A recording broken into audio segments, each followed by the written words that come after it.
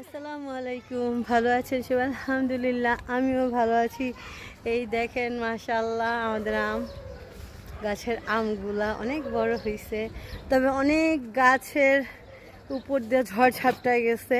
কারণ সরি, যে কিছুদিন আগে শিলাবৃষ্টিটা যখন হয়েছিল, মানে এত আম নষ্ট করছে, কিন্তু আমি দেখাইতে পারি নাই। কারণ আমার এতটা খারাপ লাগতেছিল আমগুলা দেখা, এতগুলো আম নষ্ট হয়েছে। এই দেখেন শিলের বাড়িতে যে আমগুলো নষ্ট হয়েছে, এই দেখেন, এই যে ওগুলার বড়ই হয় না, ওই ওই আমগুলার বড়ই হয় না, ওগুলা ছোট রয়ে গেছে আর এখন পড়ে যাচ্ছে। এই যে আমের অবস্থাগুলো দেখছেন, এই যে শিলের বাড়ির কারণে এই অবস্থা হয়ে গেছে। তো মাশাআল্লাহ আর নয়তো আর সবগুলাই অনেক ভালোই আছে। এই যে আম